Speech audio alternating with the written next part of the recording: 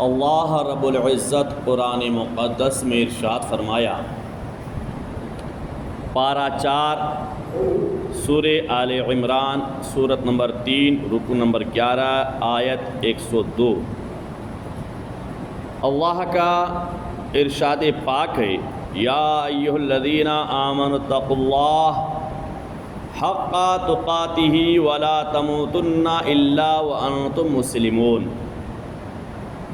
اللہ کے پیغام پر غور کریں، جس کا ترجمہ یہ ہوا، اے ایمان والو اللہ سے ڈرو،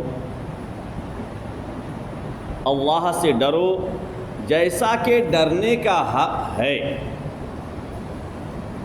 اور تم ہرگز نہ مرنا مگر مسلمان، ولا تموتن،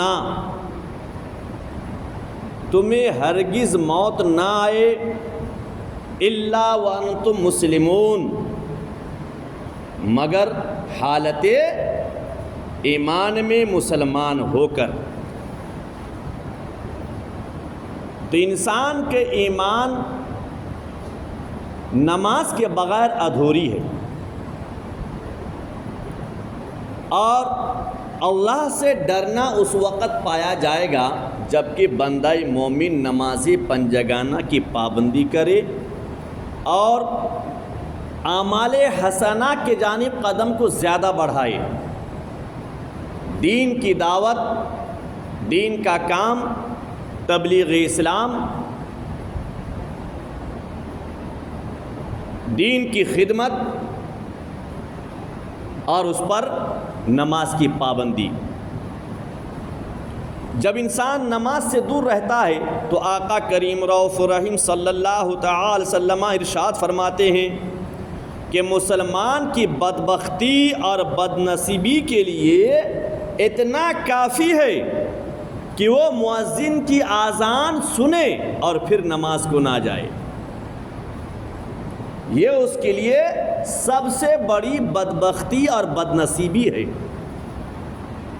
مطلب کہ وہ انسان بہت بڑا بدنصیب ہے کہ جو اذان سن کر مسجد کے جانب قدم کو نہ بڑھائے۔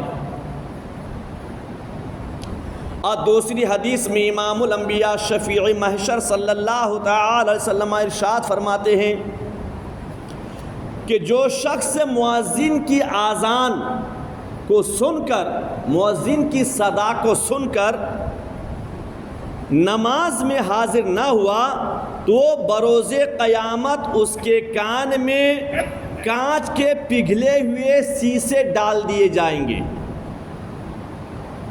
اب بتائیے کہ ہمارے کتنے مسلمان بھائی ہیں کہ اذان کو سنتے ہیں اور اذان سن کر دنیاوی کاموں میں مشغول ہو جاتے ہیں، پھر بھی اللہ توفیق نہیں دیتا۔ اور یہ بھی یاد رکھیں کہ مسجد کے جانب قدم کو نہ بڑھانا اس بات کی دلیل ہے کہ اللہ تعالیٰ اس کو پسند نہیں کرتا کہ وہ میرے گھر میں آئے۔ اس قدر گناہ اس کا بڑھ چکا ہے۔ تو بروز حشر اگر انسان کے کان میں کانچ کے پگھلے ہوئے سیسے ڈال دیے جائیں تو اس وقت ان کا حال کیا ہوگا؟ کیا حال ہوگا؟ نماز کو چھوڑنے پر جو وعیدیں ہیں، جو سزائیں ہیں، آقا کریم رؤوف رحیم صلی اللہ تعالی وسلم ارشاد فرماتے ہیں، کل بتایا تھا کہ نماز کے چھوڑنے والے کے لیے 15 عذاب ہے، 15 عذاب ہے، جس میں سے 5 عذاب دنیا میں، اور آقا کریم فرماتے ہیں وَثَلَاثٌ عِندَ الْمَوْتِ، اور 3 عذاب موت کے وقت دیے جائیں گے۔ 3 طریقے کے عذاب جب اس کی موت کا وقت قریب آئے گا اس وقت وہ اس پر مسلط کیا جائے گا۔ وَثَلَاثٌ فِي قَبْرِهِ، اور 3 عذاب بندے کو قبر میں، 3 طریقے کے عذاب قبر میں دیے جائیں گے، قبر میں گرفتار ہوں گے، قبر کے 3 عذاب میں۔ وَثَلَاثٌ عِندَ خُرُوجِهِ مِنَ الْقَبْرِ، اور 3 عذاب اس وقت جب وہ قبر سے نکلیں گے، یعنی قیامت کے میدان میں، قیامت کے روز جب قبر سے نکلیں گے تو نکلتے سمے 3 طرح کے عذاب میں وہ گرفتار ہوں گے، 3 طرح کے عذاب میں۔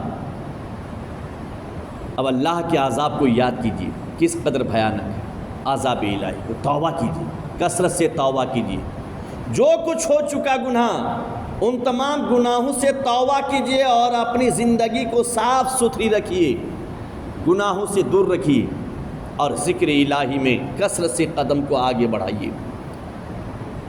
میرے آقا امام الانبیاء فرماتے ہیں فَأَمَّا اللَّوَاتِي فِي الدُّنْيَا، تو دنیا میں جو 5 عذاب ہے کل بتایا گیا تھا کہ اس کی عمر سے برکت اٹھا لیا جائے گا، چھین لیا جائے گا، اور اس کے چہرے سے صالحین کے نور کو چھین لیا جائے گا۔